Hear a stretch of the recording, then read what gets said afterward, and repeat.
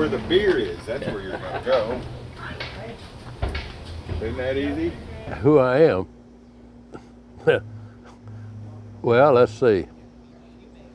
I'm a Austin High graduate. I went to Pease Elementary. I went to Allen Junior High. I graduated from Austin High. I went to UT. I ended up at El Paso. Got a mining engineering degree. Went straight in the Army. I'm a qualified Vietnam veteran. And then I got elected to the state legislature in 81, 82. And I bought this place from my mom in 84.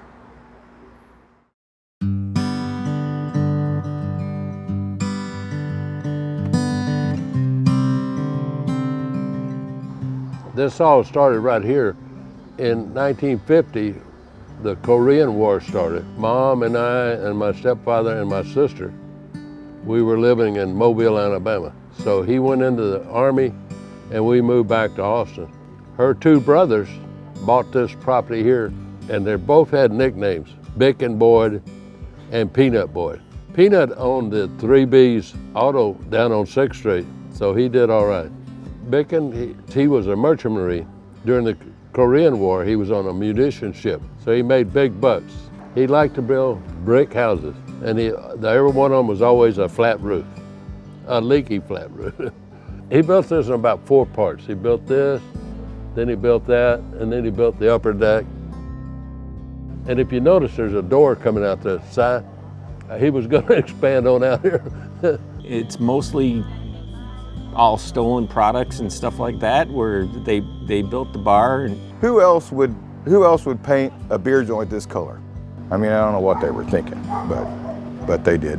So it's been here a long, long time. As far as old time Austin beer joint traditions, this is it. This is the granddaddy of them all. They don't get older or better than this, because there's history in every little single part of this building, I guarantee you. It doesn't belong here. At first sight, you would think that what is this place doing here? But this was here before this neighborhood was even remotely close to this. And this place is here due to clearing the property and making the road to get to this, to start building down here. And that's when Sarah's brother started it, and he built the bar then when they were clearing and building Mount Bonnell Road. And so it popped up before this. So it belongs here more than anything else. And mostly you can only get here by water because this road wasn't here. In 1956, Bicken had decided to sell the property. So Mom bought it from her. And most of the early business we had was cedar choppers. And Mom always said that's where she got her colorful language, was handling them cedar choppers. But then it evolved into college, because this was out in the middle of nowhere. We used to come out here in the late 50s. It's when I first started coming out here. And you could come out here with a pocket full of quarters and have a good evening.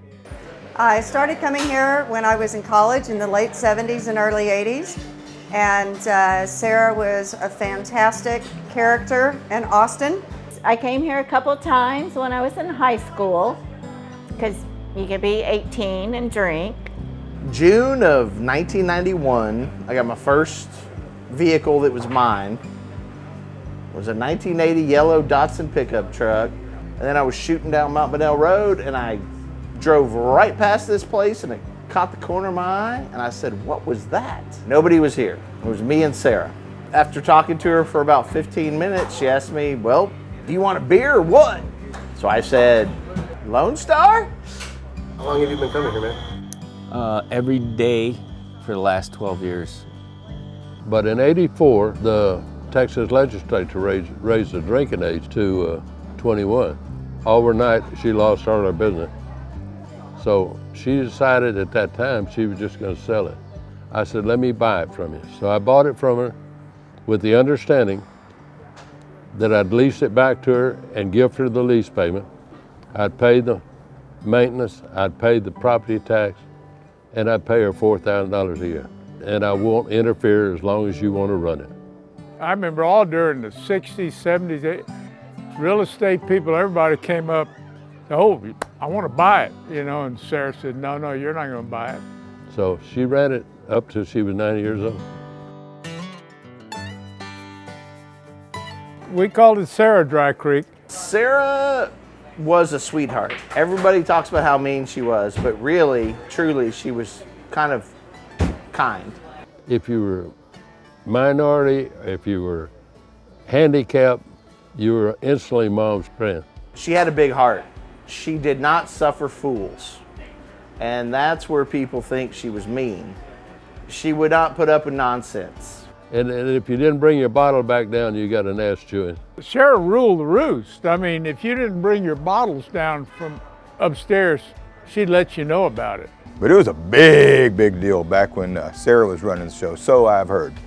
That's the main way she would be mean to you, is that if you didn't bring your bottle back when Sarah was working, you were in for a tongue lashing or whatever she did to you that I didn't want her to do to me. You know, pick up your empty bottles or I'll throw you out of here. That kind of lovely civility that is Texas civility. You never made the mistake of not bringing back your bottles, because if you didn't, it was $20 surcharge per bottle that you did not bring back.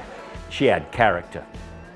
She was very, very hardworking, and she brought a lot of character to this bar, and it reminded me of the old pubs that I used to go to in England. I used to go to UT back in the day, and I would have come out here, but the simple truth is I was scared.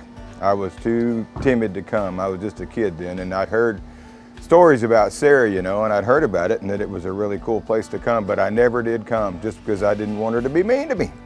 So I never went back then. You walked in the bar, the first thing she said is, "What do you want?" And it didn't mean, "What do you really want?" And she would let people go through 4 or 5 options, no, no, no, no, until you realized you actually had 2 options, which was Shiner Bock or Shiner Blonde. And that was about it. I laughed because I saw her be mean to people. I saw her be the meanest bartender in town. But I also saw her be the sweetest, kindest woman in the world.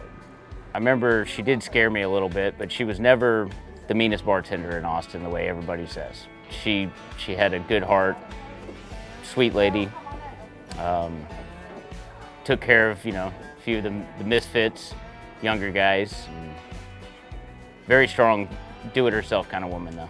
Kelso, you remember Kelso? He rode her up about 3 or 4 times. She run him out of here.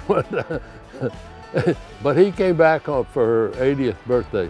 Mom was brought up in the Depression period.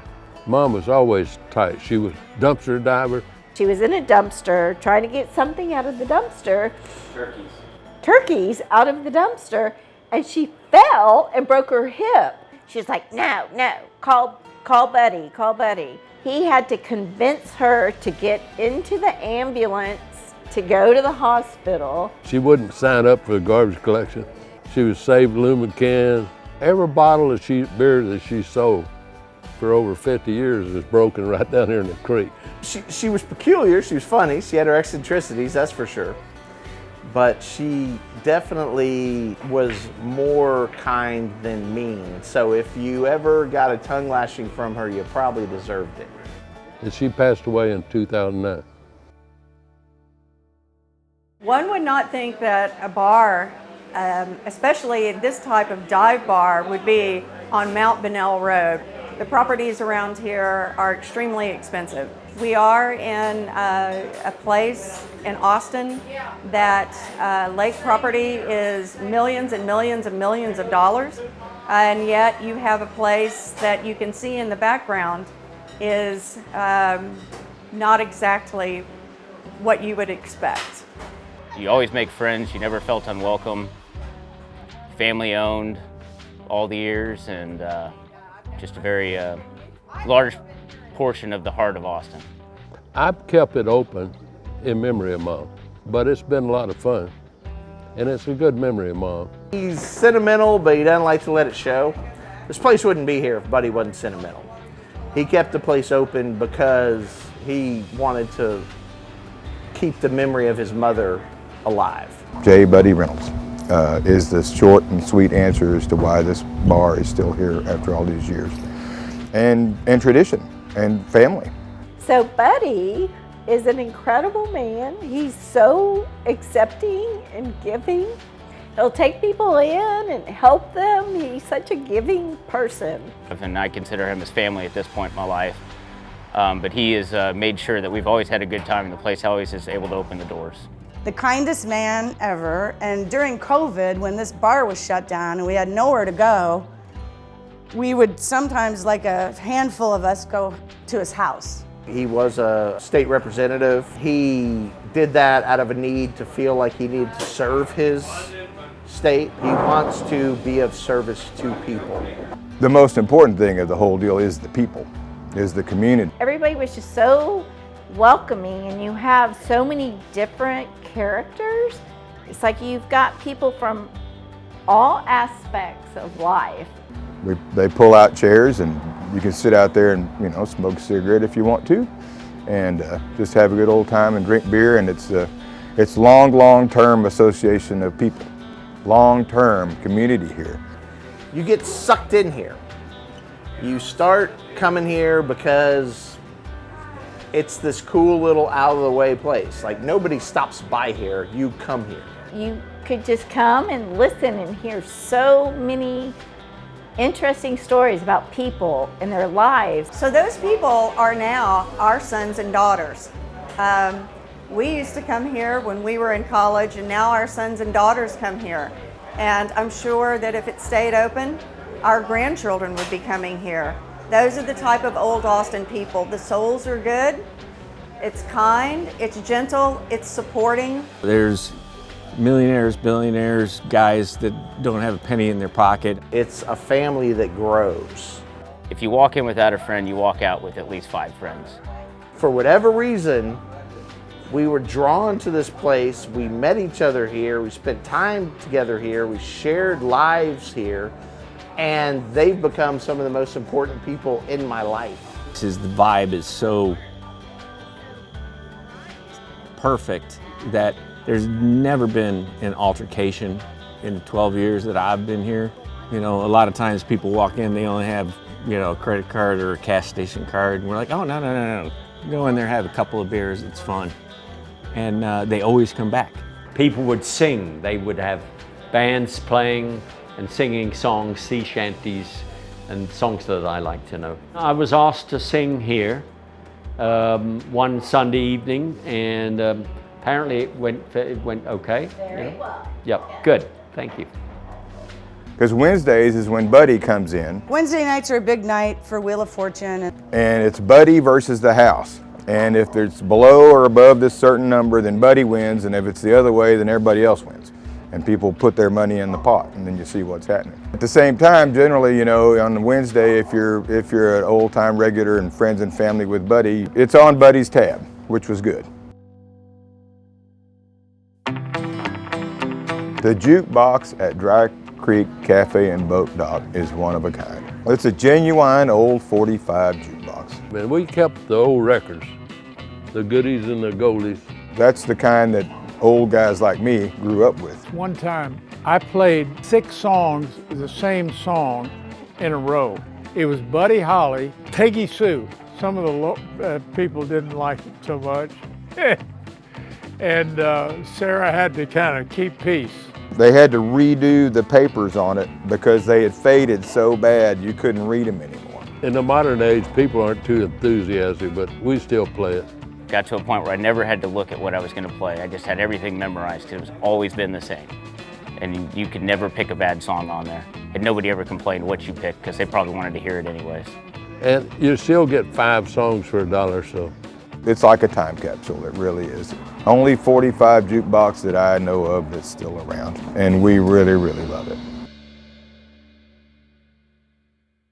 People who work here or are associated with this place tend to stay a long time because it's just such a good community, not just on this side of the bar, but on that side of the bar too.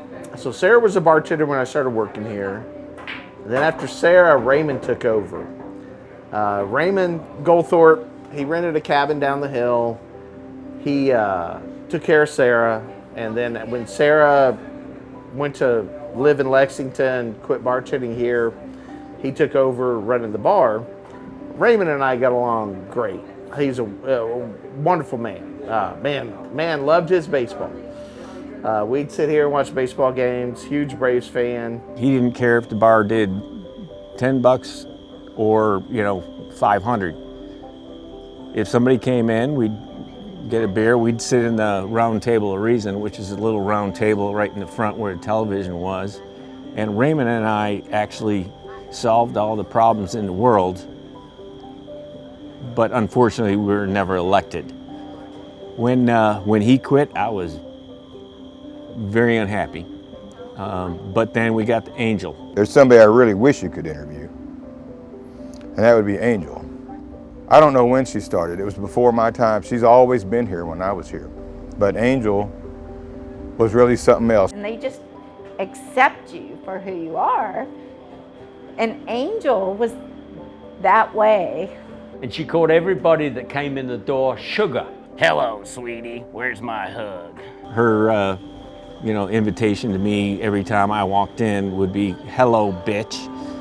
And that's pretty much my moniker here. She was a prodigy on the Wheel of Fortune. I think that's why they played, because she just got them just like that. So she was our ace in the hole for the non-buddy side, And there's like one letter on the screen, and Angel, she's like, pet parakeet, and she solved the puzzle.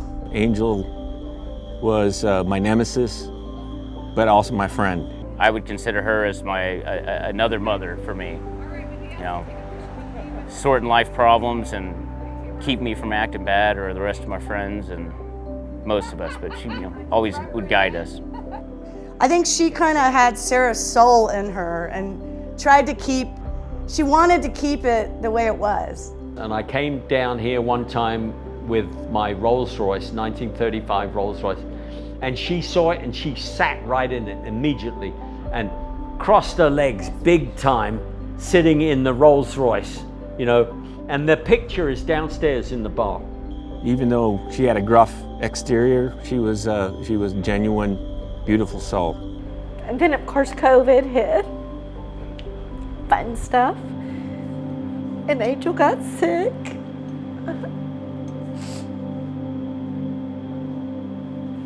And I was there, in the hospital when she passed. She was pretty incredible. Sorry. I miss her to death.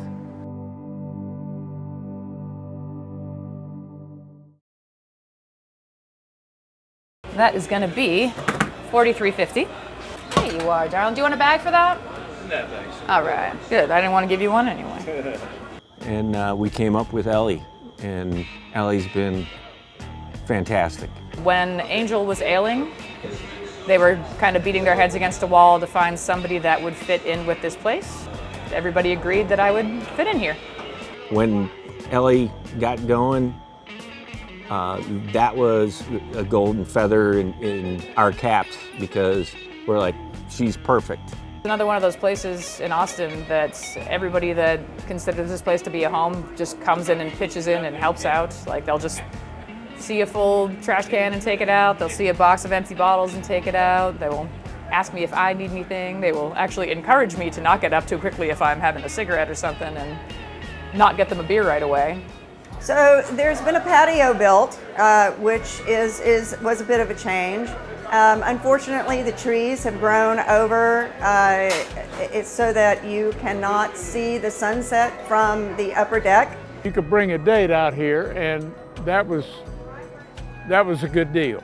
You'd go up there and watch the sun set with a date. That used to be the biggest draw, was to go to the upper deck and see a beautiful, beautiful sunset over the lake. Other than that, it has not changed whatsoever. This place was so important for my enjoyment of living in little old Austin, Texas.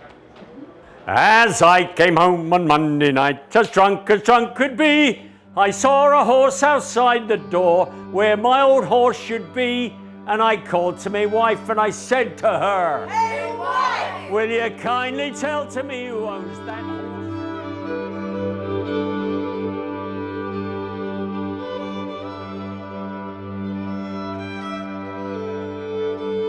We got into a boundary dispute over the water frontage with this developer, so we went to mitigation. They made me an offer I couldn't refuse.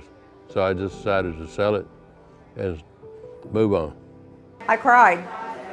I came immediately. I talked to Buddy, hugged him. I do understand the reasons that it's closing. Austin is ever evolving, ever changing, and I do understand. But at the same time, it's extremely sad to see another icon closing here in Austin. I was surprised but not shocked.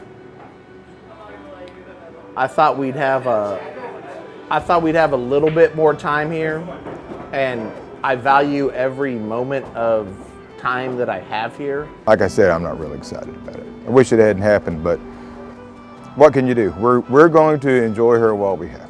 I thought it was kind of interesting that I was less concerned about losing a job and more concerned about losing this place. It's sad, but I guess life will carry on and we'll still be friends with all the people we've met here. But what I'm really going to miss about this place the most is the camaraderie and the friendships that you make here. It's the type of people that are drawn to this type of establishment that we consider ourselves old Austinites that we will miss. A piece of my heart's dying losing this place. It means that much to me. And I'm going to miss it severely. I've seen so many places close. It's sad. 100 miles or more, but a cabbage head with whiskers on. I've never seen before. You know, I'm 84 years old and my health ain't getting any better. I'd rather have him healthy and comfortable than us having a cheap beer. My son lives here in Austin, but he and his wife are not interested in taking the property over. My daughter lives in Montana. You gotta know when to end them, right? Who wants that thing inside the sheets? I'm moving with everything to Lexington, and I got a small ranch down there, and that keeps you busy.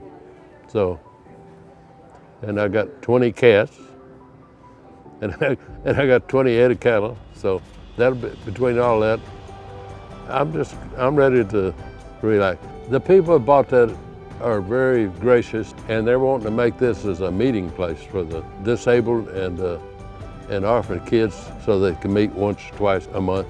So, and they're gonna maintain it, yeah. I heard somewhere that you die twice, once when you take your last breath, and again when somebody says your name for the last time.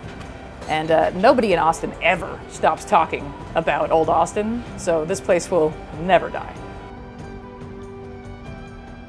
I'm absolutely heartbroken to see it go, but at the same time, I'm thankful that we had it for as long as we did. I've never seen before. Hey, wife!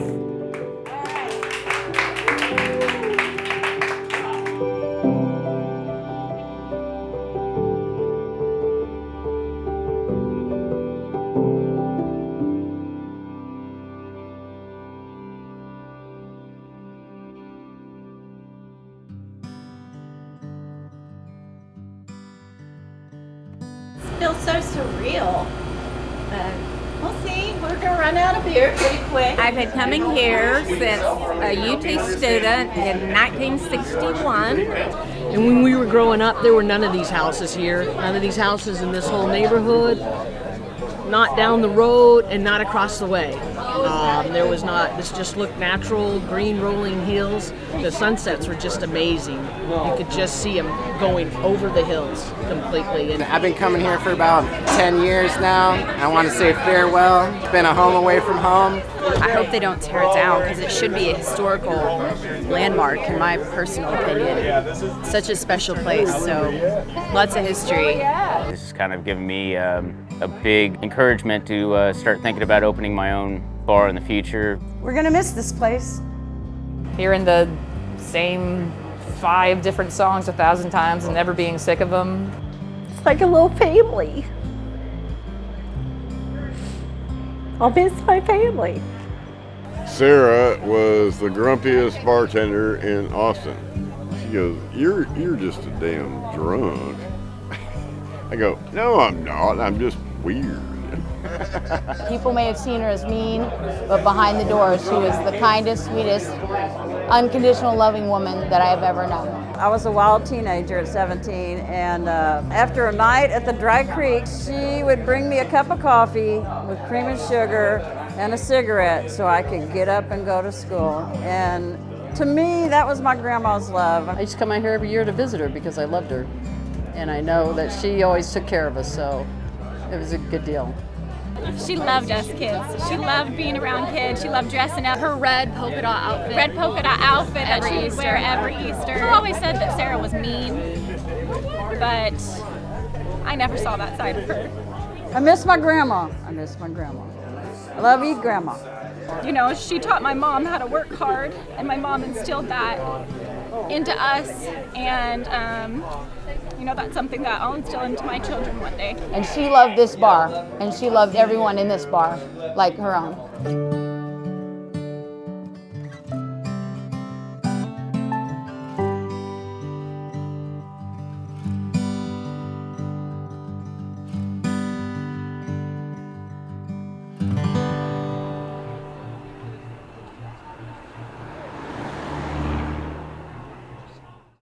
The memories just start from 1950 all the way up. And I've had good company, good people that work and run it. That part's been a pleasure, so. And it kept me out of trouble. Just a way down Mount Bunnell Road, there's a little place where the beer is cold. Dry Creek Cafe and Dock, no place better come 5 o'clock. Just off the lake, a 2-story bar, you know you're there when you see the cars lined up and parked along, the jukebox playing a Guy Clark song.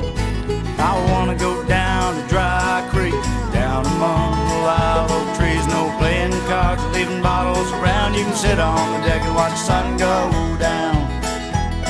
There's a weather deck right upstairs, a few odd tables and rusty chairs.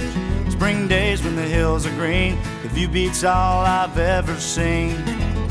Feel Texas sun warm on your skin. Ain't it good to be back again? People's voices with the swaying trees, honeysuckles on a gentle breeze. Yeah, I wanna go down to Dry Creek, down among the live oak trees. No playing cards or leaving bottles around. You can sit on the deck and watch the sun go down. Sarah owns a place and she lives in a shack, green trailer parked out back. $1 condos are closing in, she ain't thinking about giving in. Rumors go around with the offers they make for the little piece of land there by the lake. She tells them all to go to hell. After 50 years she ain't gonna sell. Yeah, I wanna go down to Dry Creek, down among the live oak trees. No playing cards or leaving bottles around. You can sit on the deck and watch the sun go down.